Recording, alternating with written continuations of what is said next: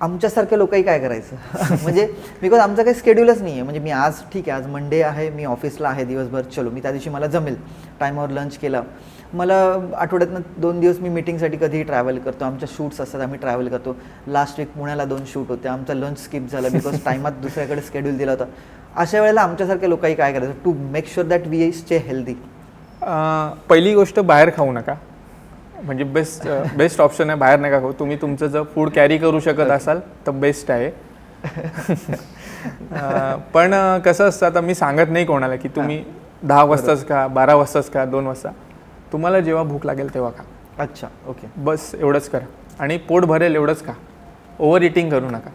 Okay, तुम्ही healthy lifestyle जगाल त्याच्यामध्ये पण. ओके. आता हे ह्यांना कितपत पटते माहीत नाही, कारण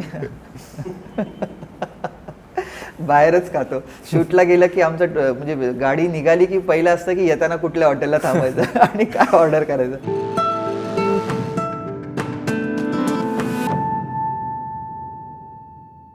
नमस्कार, मी संकेत नाईक. स्वागत आहे तुमचं माझा मराठी उद्योजकच्या आणखीन एका या नवीन आणि फ्रेश फिट अशा पॉडकास्टमध्ये. आज आपल्यासोबत जे गेस्ट आहेत, he is into fitness industry. आपण त्यांच्याकडनं एक वेगळा व्हर्टिकल समजून घेतला आहे आज ह्या पॉडकास्टमध्ये. फिटनेस किती महत्त्वाचा आहे. मेंटली तुम्हाला जेव्हा तुम्ही फिजिकली फिट होता किंवा तुम्ही एक डेली काहीतरी सकाळी उठून वर्कआउट करताय तेव्हा तुम्हाला मेंटली पण किती त्याचा फायदा होतो हे आपण समजून घेतला आहे. हा मॉडेल समजून घेतला बिझनेसचा. आणि आज आपण ऐकूया फिटनेसबद्दल काही मिथ्स होते ते पण सरांनी आपले क्लिअर केलेले. सो आपण आज ऐकूया आपल्या गेस्टना, ज्यांचं नाव आहे mister Advait Patil, founder owner of F80 fitness studio.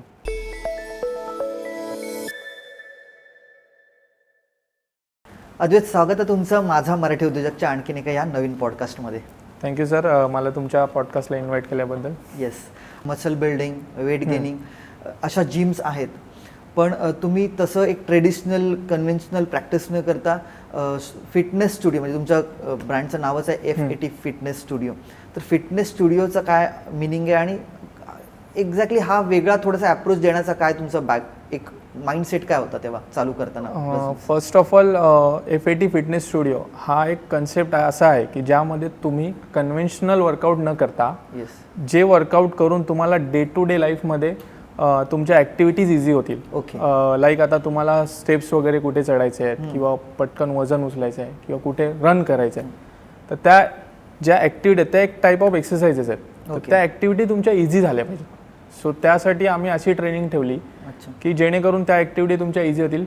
Plus F80 हे एक नावाचं रिझन असं आहे की तुम्ही जर समजा 80 days proper nutrition, proper gym workouts केलेत तर तुम्हाला चांगले रिझल्ट्स मिळतील. म्हणून हे 80 डेज आमचं असं ठरलं की F80 असं या रिझनमुळे आहे. ओके. करतात का लोक 80 डेज? आता एक फनी थिंग अशी आहे की लोक 80 डेज करतात, नंतर मग परत बंद करतात. पण ते नंतर त्यांना रिअलाइज होतं की असं नाही, आपल्याला लाईफ टाईम करायला लागेल तेव्हा ते तुम्हाला रिझल्ट्स किंवा हेल्थ तुमची चांगली कंटिन्युअसली राहील. राईट. तुम्ही एक स्वतः सर्टिफाईड न्यूट्रिशनिस्ट आहात. म्हणजे मी जेव्हा टीमनी होमवर्क केला आणि मी बघितला, मी जेव्हा प्रोफाईल वाचली तिथे तुम्ही लिहिलं होतं की you are graduated from college. मला नाव रिकॉल नाही होतं. K11 मधून मी न्यूट्रिशनिस्ट केलेला आहे. दिस वॉज न्यू फॉर मी. म्हणजे माझ्यासाठी नवीन होतं की यार फिटनेसमध्ये किंवा न्यूट्रिशनिस्ट या व्हर्टिकलमध्ये पण ग्रॅज्युएशन होतं आणि आपल्याकडे कोणतरी असा व्यक्ती आहे ज्यांनी ह्याच्यात ग्रॅज्युएशन केलं. कारण आत्तापर्यंत मीही थोडकी जिम केलेली आहे. तेच F80 रूल आपला काय राहिला नाही वर्कलोडमुळे. पण जे ट्रेनर्स असतात ना ते तिथेच जिममध्ये प्रॅक्टिस करून मग ते तिथेच ट्रेनर झालेले असतात. तुमचं थोडंसं कॉन्सेप्ट वेगळं आहे, you are a qualified trainer. तर ह्या बाबतीत पण काय सांगाल? ॲक्च्युली कसं असतं, मी मुंबईला जेव्हा राहिलो तेव्हा मला कळालं की फिटनेस प्रोफेशनल पण असतात, की नुसते आपण जिमला जाऊन वर्कआउट करून जे ह्याला विचार किंवा त्याला विचार त्या पद्धतीने न करता एक कोर्स असतो त्यांचा, किंवा त्यामध्ये तुम्हाला बॉडीची ॲनाटॉमी, न्यूट्रिशन सायन्स, फूडचं न्यूट्रिशन वगैरे, कोणतं कधी खावं काय खावं या गोष्टी सगळ्या तुम्हाला एक अभ्यास असतो त्याचा. तो केल्याशिवाय तुम्हाला समोरच्या व्यक्तीला गाईड नाही करता येत, टेक्निकली गाईड नाही करता येत. ओके. सो त्यामुळे मग मी हे कोर्सेस करायचं ठरवलं. थोडंसं या कोर्सेसबद्दल डिटेल्स द्याल जेणेकरून आपला जो ऑडियन्स आहे, कारण मला स्वतःलाही अवेअरनेस नव्हता ह्या इतका की कोर्सेस पण असतात सर्टिफाईड आणि कॉलेजेस आहेत असे काही, तर त्याच्याबद्दल थोडीशी माहिती दिली तर आपल्याकडे जे आपला जो ऑडियन्स आहे त्यांनाही तो अवेअरनेस होईल, कदाचित त्याच्यातनं काही लोक त्या फील्डला जातील. फिटनेस कोर्सेस जे आहेत त्यांचे भरपूर इन्स्टिट्यूट आहेत मुंबईमध्ये. K11 आहे, IFSA आहे. आता मी सध्या रिसेंटली केटलबेलचे ट्रेनिंग कंप्लीट केलेलं आहे. सो त्यांचं एक EKFA म्हणून आहे. सो तुम्हाला भरपूर आहे एक्सप्लोअर करायला फिटनेस इंडस्ट्रीमध्ये. फक्त तुम्हाला तिथे अपडेट राहायला लागेल. लाईक तुम्ही आता समजा एक सर्टिफिकेशन कोर्स केलात बेसिक, तो केल्यानंतर तुम्ही समजा अपडेट नाही राहिलात किंवा मग एक सर्टन लिमिटपर्यंतच तुम्ही ट्रेनिंग देत राहिलात तर मग ते एक तुम्हाला पुढे तुमच्या इन्कमवर पण त्याचा एक प्लॅटो हिट होतो असं आम्ही बोलतो त्यामध्ये. त्यामुळे तुम्हाला अपडेट राहावं लागतं. ओके, तुम्ही केटल बेल असं काहीतरी काय काय कॉन्सेप्ट? केटल बेल बेसिकली एक इक्विपमेंट आहे. इट्स म्हणजे डंबेल सारखंच त्याचं पण वजन असतं, फक्त त्याचं वजन खालच्या साईडला डिस्ट्रीब्युटेड असतं सगळं. अच्छा, जे राऊंड शेप असतं. ओके, ते बेसिकली एन्ड्युरन्स एक्सरसाइज जास्त वापरतो आपण. Okay, endurance plus strength. आता डंबेल्स वगैरे करतो जे बेसिकली स्ट्रेंथ एक्सरसाइज असतात. ओके, केटल बेल स्विंग किंवा kettlebell clean and jerk, snatches वगैरे हे एक्सरसाइज बेसिकली एन्ड्युरन्स एक्सरसाइज आहे, मस्क्युलर एन्ड्युरन्स. सो जेव्हा तुम्ही ते कराल तर ते नंबर ऑफ रिपिटेशन जास्त असतील कम्पेअर टू डंबेल्स. तुम्ही 10 कराल, 12 कराल, 15 कराल, ते तुम्हाला 50, 60, 70 अबाव असे करायचे असतात. Okay okay, perfect. चालेल, आपण थोडंसं टेक्निकली त्याच्यात न घुसता मला एक सांगा ना की किती रिस्की आहे की एखाद्या अनक्वालिफाईड सो कॉल्ड सेल्फ कॉल्ड ट्रेनरकडे त्याच्या गायडन्स खाली जिम करणं किंवा वर्कआउट करणं, मी जिम म्हणजे खूप मग स्पेसिफिक टर्म होईल, वर्कआउट करणं आणि एका क्वालिफाईड ट्रेनरकडे वर्कआउट करणं, त्याच्यात काय फरक आहे? फरक सर बेसिक एवढाच आहे की फॉर्म अँड टेक्निक. ओके, जे क्वालिफाईड ट्रेनर्स असतात त्यांना फॉर्म अँड टेक्निक माहिती असतात, कोणत्या एक्सरसाइजचं कसं झालं पाहिजे. ओके, समजा तुम्ही कोणत्या मशीनवर वर्कआउट करत असाल तर तुम्हाला फॉर्म अँड टेक्निकचं एवढं मॅटर होत नाही, म्हणजे फॉर्म अँड टेक्निक तेवढं हे होत नाही कारण का ते केबल अटॅच असते, सो ती सर्टन प्लेनलाच मूव्ह करणार. पण जेव्हा तुम्ही compound exercise like dead lifts किंवा स्क्वॉट्स असे मोठे एक्सरसाइज कराल तेव्हा तुम्हाला फॉर्म अँड टेक्निक खूप प्रिसाईज पाहिजे त्यासाठी. ओके, समजा ट्रेनर तुमचा जर क्वालिफाईड नसेल, तो स्वतः चुकीच्या फॉर्ममध्ये करत असेल आणि जर तुम्हाला त्यावेळेला शिकवत असेल, मग ती तुम्हाला इंजरी व्हायचे चान्सेस खूप आहेत. ओके, आणि अशा एक्सरसाइजमध्ये जर तुम्हाला इंजरी झाली तर तुमचा टोटल वर्कआउट बंद होऊ शकतो आणि मेजर इंजरीज होतात. सो त्यामुळे तुम्हाला सर्टिफाईड ट्रेनरच्या अंडर ट्रेन करायलाच हवं. ओके, आणि त्या जे फॉर्म्स किंवा जे काही तुमचे ट्रेनिंग्स आहेत त्या प्रत्येक इंडिव्हिज्युअल प्रमाणे बदलत असतील? येस, कारण का कसं असतं सर, आता आपल्याकडे ओबीस लोक सुद्धा येतात किंवा एकदम लीन क्लायंट पण येतो. बरोबर. ओके, सो ओबीस लोकांचं flexibility compare to lean client कमी असते. ओके, सो त्यामुळे त्यांना जे तुम्ही एक्सरसाइज करू शकता, लीन क्लायंट जो एक्सरसाइज करू शकतो परफेक्ट फॉर्ममध्ये, बरोबर, तोच ओबीस क्लायंट नाही करू शकत. मग त्याला आपल्याला स्टेप बाय स्टेप सर्व गोष्टी 0 to 1 पासून असं शिकवायला लागतं त्याला. ओके, तुमच्याकडे बऱ्याच प्रकारचे लोक येत असतील म्हणजे तर एक साधारण असं आहे ना की माझं ऑब्झर्वेशन असं आहे की बऱ्याच वेळेला, करेक्ट मी इफ आय एम रॉंग, बऱ्याच वेळेला असं होतं की आपण जिमला जातो just because to put those Instagram reels, आणि हे म्हणजे मला तुमच्याकडनं जाणून घ्यायला आवडेल की जर 100 लोक तुमच्याकडे येतात त्यातले किती पर्सेंटेज लोक खरोखर फिटनेससाठी येतात आणि बाकी किती लोक असे आहेत की येस थोडंसं काय म्हणतात सोसायटी आणि ह्या गोष्टींमुळे? ॲक्च्युली आपल्या जिमचा ते एक बेनिफिट आहे, ग्रुप ट्रेनिंग असल्यामुळे आम्ही पर्सनली करूनच घेतो. ओके, तुम्हाला असा चान्स मिळणार नाही की बाबा मी स्वतःचा काहीतरी रील बनवीन किंवा काय. त्यामुळे तुम्हाला जे काय आहे, इवन आम्ही तुमचे वेट्स पण लक्षात ठेवतो की किती करताय तुम्ही. ओके, ते ट्रेनिंग देऊन आम्हाला कळतं. ओके, त्यामुळे आमचं लक्ष असतं. असं जनरली इकडे तर होत नाहीये, पण आम्ही स्वतः पण कधी कधी प्रमोशन म्हणून करतो काहीतरी. ओके, की कोणी अदरवाईज ग्रुप ऍक्टिव्हिटी असल्यामुळे तेवढं, ग्रुप ऍक्टिव्हिटी असल्यामुळे कसं पर्सनल अटेन्शन देतात आम्हाला क्लायंटला. पण तरी पण एखाद 2-3 कॅरेक्टर्स तर कॅरेक्टर्स आहेत, कॅरेक्टरशिवाय मजा पण नाही. असं काही गमतीशीर किस्सा? काय गमतीशीर किस्सा? असंच जस्ट आपलं स्टुडिओ स्टार्ट झालेला आणि दांडियाचा सीझन होता. ओके. ओके. तर आमची 8ची बॅच चालू होती आणि त्यांना ना कूलडाऊन करायचा नव्हता, म्हणजे स्ट्रेचिंग करायची नव्हती वर्कआउट. तर त्यांनी गरबा स्टार्ट केला. तर जस्ट एक फनी म्हणजे झालं की मी पण ते एकदम स्पोर्टिंगली घेतलं की ठीक आहे चला आज काहीतरी. अख्ख्या ग्रुपनी स्टार्ट केला. ते लेडीज मुली वगैरे होत्या, मुलं वगैरे सगळ्यांनी जस्ट गरबा स्टार्ट केला. मग ते एक असं कधीतरी ठेवतो. परत दांडियाच्या म्हणजे दसऱ्याच्या आदल्या दिवशी आम्ही ठेवतोच इव्हिनिंगला गरबा, सगळ्यांना ठेवतोच कंपल्सरी. परफेक्ट. तुम्ही स्ट्रेचिंग बद्दल म्हणालात, मी बिझनेस मॉडेलवर वगैरे येतोच, पण काही असेच प्रश्न आहेत मला की आता रिसेंटली आपण बघितलं की पोस्ट कोविड किंवा त्याच्या आधी होतं की यंग एजमध्ये आपण बऱ्याच लोकांना आपण न्यूजवरही बघितलं आहे, आपल्या आजूबाजूची लोकं आपण गमावली आहेत. हार्ट अटॅक इज द मी म्हणेन की मेजर रिझन त्यामागचा, आणि most of the people whom we have lost is like fitness freak होते त्या, मग जिममध्येच काही जण वर्कआउट करताना. तर काय कारण असू शकतात? खरोखर वर्कआउटमुळे होतं आहे की काय वेगळं कारण? वर्कआउटमुळे होतं असं बोलणार नाही मी सर, कारण का कसं आहे, अटॅक हा असा आहे की तुम्हाला समजा स्ट्रेस वगैरे असेल तर तो खूप मोठा रोल प्ले करतो अटॅकमध्ये. सो आता आपल्याकडे डॉक्टर्स वगैरे पण येतात, त्यांच्याशी पण माझं बोलणं होतं या विषयावर. तर ते पण सांगतात की सर स्ट्रेस वगैरे असेल तर मग तुम्हाला त्रास होऊ शकतो या गोष्टीचा. त्यामुळे जस्ट तुम्ही वर्कआउट केलात म्हणून तुम्ही फिट झालं असं नाही, तुम्हाला मेंटली पण प्रिपेअर राहायला लागतं, फिट राहायला लागतं प्रत्येक गोष्टीसाठी.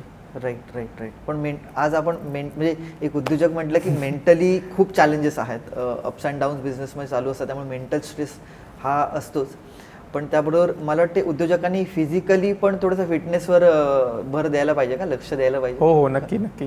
कारण का जेव्हा तुम्ही फिट राहता, जेव्हा तुम्हाला वाटतं की मी आता वर्कआउट करतोय, चांगला वेट उचलतोय किंवा कार्डिओ चांगला करतोय, तर तुम्हाला एक सेल्फ कॉन्फिडन्स येतो ओके लाईफमध्ये. राईट. भले तुम्ही बॉडी बिल्डिंग नाही करत आहात किंवा तुम्हाला ॲब्स नको आहे, पण तो एक सेल्फ कॉन्फिडन्स असतो. जेव्हा तो तुम्हाला येईल तेव्हा तुम्ही सकाळी डिसिप्लिन राहाल त्या बाबतीत, सकाळी उठून जिमला येत आहे तेव्हा तुम्हाला ते तुमच्या कामामध्ये पण रिफ्लेक्ट होईल. ओके. तुमच्या थोडंसं आता बिझनेस मॉडेलकडे येतो किंवा बिझनेसकडे येतो. तुम्ही म्हणजे फॅमिली बॅकग्राऊंड मला माहिती आहे, बिकॉज आपण आधी पण थोडंसं भेटलो, त्यामुळे तुमचे वडील आय गेस पोलीस आहेत, अजून पण नाही रिटायर झाले. बट म्हणजे फॅमिलीमधलं you are the first person if I am not wrong ज्यांनी व्यवसाय चालू केला. सो काय एक माइंडसेट होता घरातल्यांचा आणि किती सोपं होतं बिझनेस चालू करणं, म्हणजे नोकरी आय गेस तुम्ही जॉब पण करत होता आणि ते सोडून बिझनेस चालू करणं? कसं झालं ॲक्च्युली, वडील माझे पोलीस होते, तर त्यांना वाटलं की मी नोकरी वगैरे करावी किंवा पोलीस खात्यात जावं किंवा, आणि मी मर्क लाईफ सायन्समध्ये होतो जॉबला. ओके. त्यानंतर मग मला 2018-19ला वाटलं की ग्रोथ नाही होत आहे किंवा मला असं फील नाही होत आहे की मी काहीतरी करतो आहे आयुष्यात स्वतःचं असं किंवा काहीतरी, मी पॅशनेट नव्हतो त्या जॉबमध्ये. त्यानंतर मग मी 1 वर्ष ब्रेक घेतला. 1 वर्ष ब्रेक घेतल्यानंतर मग मी ठरवलं की आपण कोर्स करायचा, आपल्याला आवड आहे फिटनेसची, त्यामध्ये कोर्स करायचा. त्यानंतर मग मी 2018ला कोर्स कंप्लीट केला. 19ला अलिबागला आलो. ओके. आणि अलिबागला आल्यावर मी 1 वर्ष जॉब केला अलिबागमध्ये, ॲज अ ट्रेनर जॉब केला. ओके. त्यानंतर 2020ला माझं करायचं चाललेलं स्टुडिओ स्टार्टअप, पण लॉकडाऊनमुळे थोडं पोस्टपोन झालं, 2021ला गेलं. फक्त घरून एवढंच होतं की पहिले पप्पा थोडे हे झाले की नको आपण बघूया बिझनेसमध्ये, पण नंतर त्यांनी जो सपोर्ट केला ना तो अजूनही आहे. म्हणजे ते कधी कुठल्याही गोष्टीला नाही म्हणाले नाही, त्यांचा सपोर्ट खूप इम्पॉर्टंट आहे आणि त्यांनी खूप बॅक केलं मला तेव्हा, की डिसिजनला मेन थिंग बॅक केलं. कोण काय बोलेल, रिलेटिव्ह काय बोलतील किंवा कोण काय बोलेल असं कधीच बोलले नाही. त्यांनी डिसिजन बॅक केला माझा आणि अजूनही सपोर्ट करतात. सुपर. पण म्हणजे 3 वर्ष तुम्हाला झालीत ऑलरेडी या बिझनेसमध्ये, आणि आपण म्हणतो की कुठलाही बिझनेस 3 वर्ष जर टिकला चालला तर तो पुढे सक्सेस आहेच नक्की. आता तुमचं 3 वर्षानंतर काय वाटतं डिसिजन, म्हणजे जॉब सोडून व्यवसायात येणं? मला एक ॲक्च्युली झोप चांगली लागते ह्याच्यामुळे, कारण का मला वाटतं मी कोणाच्या तरी लाईफमध्ये चेंज करू शकतो. त्यामुळे मला असं ते प्रॉफिट अँड लॉस ह्या माझा मनीमध्ये असं हे नाही आहे. मेन थिंग माझ्यामुळे कोणाला तरी चांगला रिझल्ट मिळतोय, ओके, ते माझ्यासाठी खूप बेनिफिट आहे. म्हणजे खूप असं सॅटिस्फॅक्शन वाटतं की ठीक आहे बाबा, ह्याच्यामुळे आपल्याला पण सॅटिस्फॅक्शन आहे, आपण त्याला काहीतरी रिझल्ट्स देतोय. त्यामुळे असं कधी रिग्रेट नाही होत आहे की बिझनेस केला आहे आणि मी हे झालेलं आहे. But at the end business म्हटलं की थोडंसं मनी माइंडेड तर राहायलाच पाहिजे. हो. So from an monetary perspective काय आहे हा बिझनेस मॉडेल, किती सक्सेसफुल आहे? मी तुमचं असं नाही म्हणत, एकंदरीत मी मार्केट म्हणतो की जे फिटनेस रिलेटेड मार्केट आहे ते किती सक्सेसफुल आहे, किती स्कोप आहे या बिझनेसला? अलिबागमध्ये सर थोडं अजून डेव्हलप व्हायला पाहिजे. अच्छा. हां, कारण का कसं लोकांचा माइंडसेट कसं आहे, जानेवारीमध्ये जिमला येणार, त्यानंतर थोडे दिवस करणार, नंतर परत गॅप जानेवारीमध्ये. सो तसा माइंडसेट आहे, तो बदलायला पाहिजे. ओके. आणि आता कसं आपल्याकडे अवेअरनेस आहे, त्यामुळे आम्हाला थोडंसं आहे, चांगलं आहे चालू. ओके. पण माइंडसेट बदलेल नाही बदलेल, पण तुम्हाला विजन तुमचं काय वाटतं की 5 years डाऊन द लाईन हा ग्रो होणार, स्केलेबल बिझनेस आहे काय? होणार सर, स्केलेबल आहे. एक आम्ही पण एक्सपान्शनचा प्लॅन करतोय की कसं करता येईल आपल्याला पुढे मागे.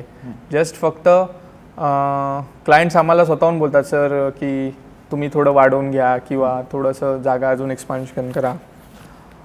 तो सो थोडं असं आहे, मला होप्स आहेत. ऑलरेडी आय गेस तुमचा खूप मस्त मोठा एरिया आहे, म्हणजे एक्सपान्शन कराच ना असं नाही म्हणत आहे. एक्झॅक्ट आता तुम्ही मला सांगू शकाल की काय काय आपण, तुम्ही ज्या एक्सरसाइज करताय त्याच्यात थोडंसं मला आता डिटेलमध्ये सांगाल की काय कॉन्सेप्टवर करता? तर तुम्ही जसं म्हणाल की तुम्ही ग्रुप ॲक्टिव्हिटीज घेता, इंडिव्हिज्युअली नाही होत, तर मग ते थोडंसं कसं असतं? म्हणजे एखादा जर बॅचला मी ॲडमिशन घेतलं तर माझं रुटीन कसं राहील, आणि काय स्केलला मग नंतर ते रिगरसली तुम्ही मला स्ट्रेनिंगमध्ये वेट असेल किंवा काही एक्सरसाइज वाढवत जाल? कारण इनिशियली ऑब्व्हियसली टू अडॅप्ट एक थोडंसं कमी वेळ, आणि मग एक्सरसाइजला पण थोडंसं आय गेस तेवढं तुम्ही रिगरसली नाही करून घेत, कारण मी आलो होतो 5 दिवस माहिती. तर काय सांगाल त्याच्यामध्ये डिटेल थोडंसं? जो क्लायंट येतो तो आमच्यासाठी शून्य असतो, म्हणजे लाईक त्यांनी किती अगोदर वर्कआउट केलेलं असेल, त्याचं फॉर्म अँड टेक्निक जोपर्यंत आम्हाला माहिती नाही तो आमच्यासाठी शून्य असतो. ओके. सो आम्ही त्याचं शून्यापासून स्टार्ट करतो. ओके.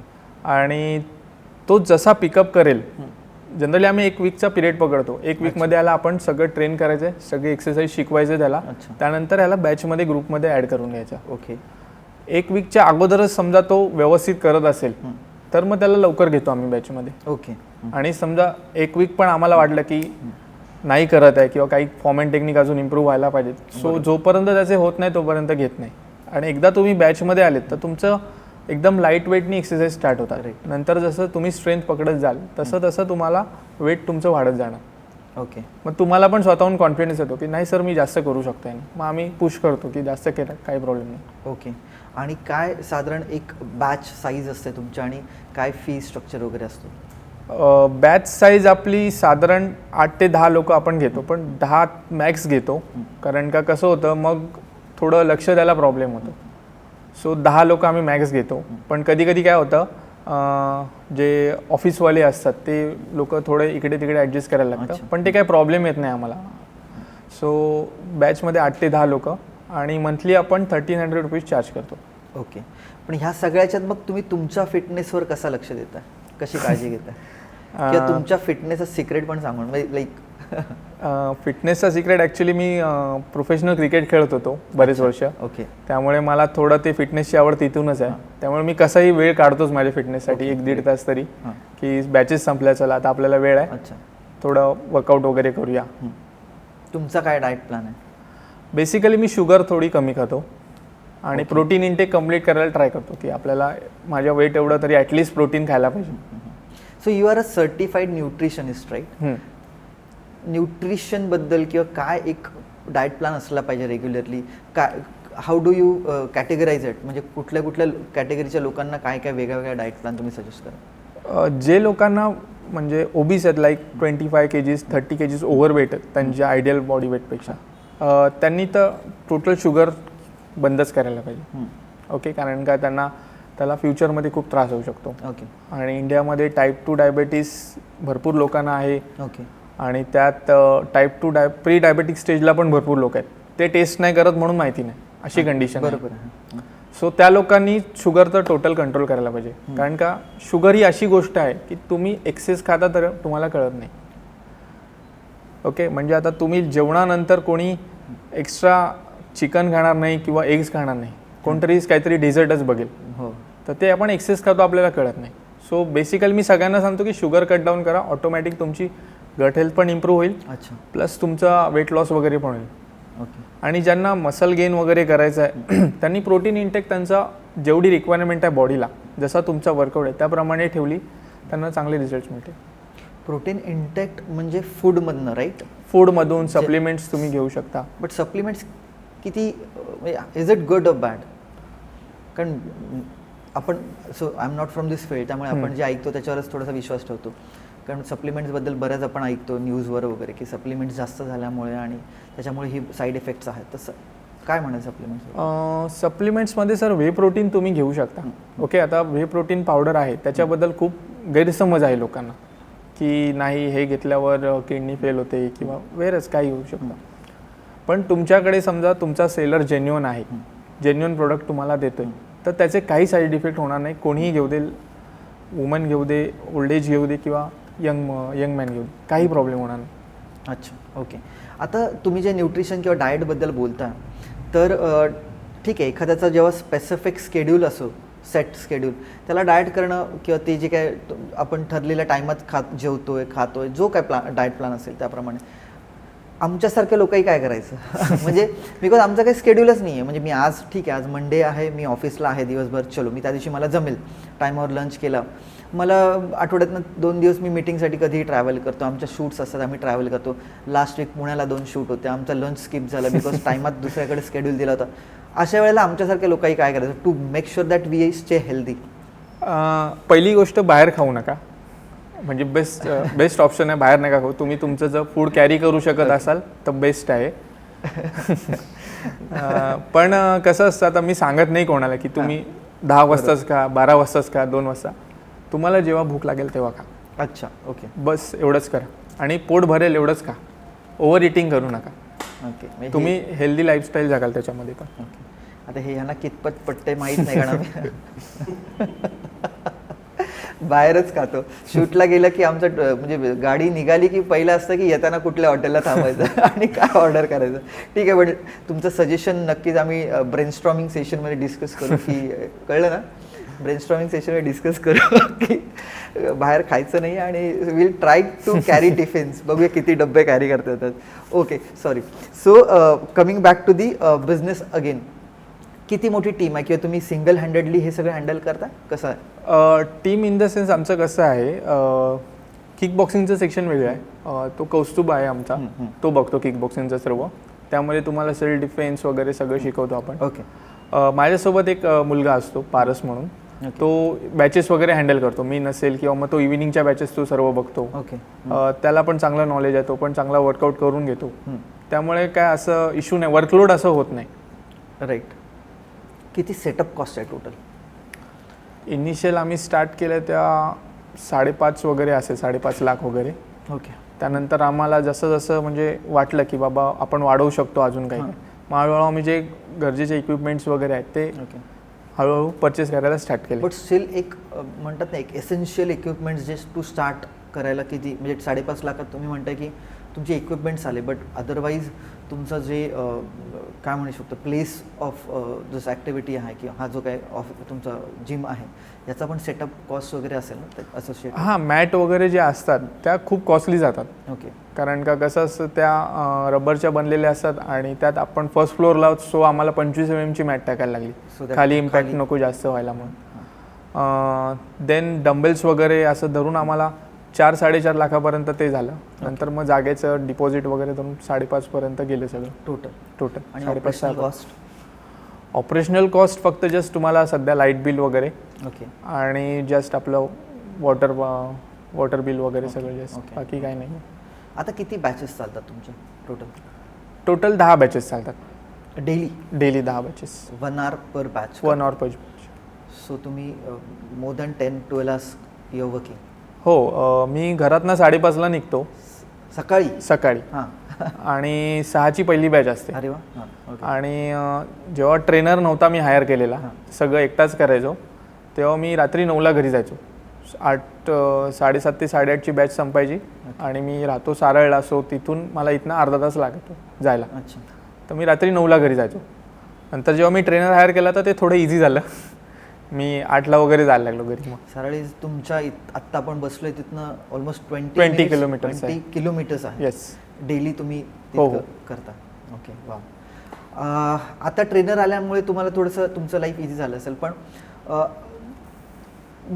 तुम्ही इनिशियली असं तुम्हाला वाटलं होतं की बाबा आपल्याला एवढं सगळं मेहनत करायची आणि आपण करू शकणार काय? सर अगेन ह्याचं मी एक बोलतो श्रेय क्रिकेटला देतो माझ्या. ओके. कारण का क्रिकेटमुळे मला लवकर उठायची सवय झाली. ओके. मी ठाण्याला राहायचो आणि प्रॅक्टिससाठी चेंबूरला जायचो, त्यामुळे मला आहे ना 5ला उठून 5:45ची ट्रेन पकडायची असायची.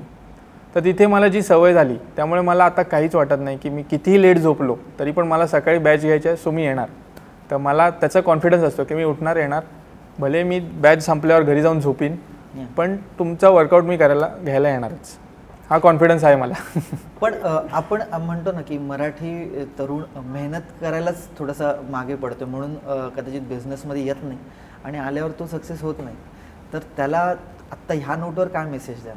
कारण तुम्ही इतक्या आवर्स डेली काम करता, सेम गोज विथ आमची ही team, but still just message असाच असेल की कन्सिस्टंट राहा तुमच्या कामामध्ये. ओके. तुम्हाला बिझनेसला वेळ द्यायला लागेल. हे 8 तास करून होणार नाही की जॉब आहे किंवा 8 तास केला आहे घरी गेलो असं नाही होणार. तुम्हाला जास्त काम करावं लागेल आणि ते कन्सिस्टंटली करावं लागेल. तुमचा बिझनेस चांगला रन होतोय, काम केलं ठीक आहे, नाही रन होत आहे त्यावेळेला तुम्ही काम कमी केलं तर मग तसं नाही चालणार. बरोबर. तुम्हाला कॉन्स्टंटली करायला लागेल. आमच्याकडे मेंबर्स नसतील तरी पण ती आम्हाला बॅच ऑन ठेवायला लागते. एक मेंबर आला तरी पण त्याचा वर्कआउट करून घ्यायला लागतो. तुम्ही मग अशी म्हणालात की स्केलेबल आपण आता विचार करतोय थोडं आणखीन स्केलेबल करायला, बट ऑब्व्हियसली कन्स्टेंट आहेत ना. म्हणजे मी जर माझ्या पर्स्पेक्टिव्हनी बघतोय तर तुम्ही जर सर्टिफाईड ट्रेनर आहात, you can train single batch in an hour, म्हणजे 10 बॅच तुम्ही घ्याल फार फार. परत जागेचा कन्स्टेंट आला ना, कसं स्केलेबल करणार हा बिझनेस? स्केलेबल कसा करणार? फ्रँचायझी मॉडेल की फ्रँचायझीपेक्षा आहे ना आम्ही एक्सपान्शनचा प्लॅन करतो. लाईक दुसरीकडे समजा दुसऱ्या सिटीमध्ये वगैरे कुठे. अजून आम्ही तसं प्लॅन नाही केलेलं की कुठे करायचं काय, कारण का रिस्पॉन्स पण बघायला पाहिजे. पण मग तुम्ही एका जागेवर एका वेळेला एकाच जागेवर असू शकता, त्यामुळे तो एक फरक पडू शकतो. हो पडू शकतो. त्यामुळे आम्हाला ते तसंच प्लॅन करायला लागेल की इथे जी सर्व्हिस आहे ती तिथे पण मिळायला पाहिजे, त्याशिवाय आम्ही दुसरीकडे जाणार नाही. ओके. ते आम्हाला कॉन्फिडन्स आहे की बाबा आम्ही इथे जशी सर्व्हिस देतोय तशी तिकीट दुसऱ्या ठिकाणी देत असू तर मग ते करण्यात हे आहे, फायदा आहे. Exactly. So you will need to train basically more people, म्हणजे तुमच्या अंडर ट्रेन होऊन मग at least they can replace you. Yes. काही इन्व्हेस्टमेंट बघताय एक्सपान्शनसाठी की थोडंसं बूटस्ट्रॅप स्वतःचेच फंड्स रेज करून? स्वतःचेच फंड्स रेज करून प्लॅन करतोय. त्यामुळे अजून तरी म्हणजे तेवढं अजून शुअर नाही होत आम्ही, फक्त जस्ट असं प्लेसेस किंवा असं डिस्कशन होतं. कुठल्या सिटीज आयडेंटिफाय केल्या सो दॅट आत्ता जर ऑडियन्स आपला जो बघतोय तो you never know, you get a call की अरे बघितलंय आम्हाला, आमच्याकडे जागा आहे, कम अँड पहिले ॲक्च्युली मी मुरुडला बघितलेलं. अच्छा. मुरुडचा प्लॅन केलेला. ओके. नंतर मग म्हणजे 2-3 ठेवलेले डोक्यात. पनवेलला एक बघत होतो आणि रोह्याला एक बघत होतो. 3 ठिकाणं माझे डोक्यात आहेत, पण लेट्स सी कसं होतं ते पुढे. ओके. तुम्हाला असं म्हणजे मी एक थोडी आता गॅप पडली 6-7-8 महिने ऑलमोस्ट वर्कआउटला, बट गेल्या 3 वर्षापासून रेग्युलर वर्कआउट करतो आणि मध्ये थोडासा कोविडमुळे बिझनेस सगळ्यांचाच कोलॅप्स झाला होता. एक आपण म्हणतो ना डिप्रेशन किंवा ती एन्झायटी येते. पण जेव्हा वर्कआउट चालू केलं आणि आय एम व्हेरी डिसिप्लिन, म्हणजे एखादी गोष्ट केली तर मग ती तेवढ्या डिसिप्लिनने करायची. मग सकाळी उठून जाणं ती रुटीन बनतो आपला. आणि मग मला असं कुठेतरी जाणवलं की यार जेव्हा मी सकाळी सुरुवात म्हणजे वर्कआउटनी करतो ती थोडंसं लो वेट आणि हे सगळं म्हणजे खूप काय असं वर्कआउट करते अशातला पण भाग नाही, पण माझ्या लाईफस्टाईलमध्ये मला फरक जाणवला. माझा कॉन्फिडन्स वाढला कुठेतरी आणि माझा तो सगळा जो दिवसाची जी सुरुवात होती त्याचा इम्पॅक्ट पॉझिटिव्हली माझ्या बिझनेसवर पडला आणि थोड्याशा आउटकम खूप चांगला यायला लागला. असा काही फीडबॅक तुमच्यापर्यंत तुमच्या स्टुडंट्सचा, मी स्टुडंट्सच म्हणेन, आला का? आणि तुम्हाला काय वाटतं की वर्कआउट किती पॉझिटिव्हली इम्पॅक्ट करतो ओव्हरऑल बाकी आपल्याला लाईफमध्ये, नॉट जस्ट फिटनेस? खूप सारे म्हणजे ऑलमोस्ट सर्व स्टुडंट सांगतात की सर फ्रेश वाटतं. बेसिकली एवढंच सांगतात की फ्रेश वाटतं सर. आमचे एक स्टुडंट आहेत लाईक अजित थत्ते सर, त्यांचं एज 55-56 असेल. अच्छा. आणि ते खूप ॲक्टिव्ह आहेत पहिल्यापासून. ओके. त्यांनी काश्मीरला एक कुठेतरी ट्रेक केलं, मला एक्झॅक्ट प्लेस नाही माहिती. तर तो खूप असा रिगरस ट्रेक होता. ओके. आणि त्यांनी एक फीडबॅक दिलेला आहे मला की सर तो मला खूप इझिली झाला. अरे वा. हां. कारण का ट्रेनिंग करून करून. दुसरं एक उदाहरण म्हणजे असं माहितीतलं विनीत शिंदे सर आपल्याकडे येतात. डॉक्टर विनीत शिंदे. हां, तर त्यांनी सांगितलं की सर जसं मी वर्कआउट करतो ना, मला खूप असं म्हणजे डल वाटतं किंवा एकदम फ्रेश वाटतं, असं म्हणजे डल वाटायचं असतं, वाटत असतं वाटायचं ते आधी.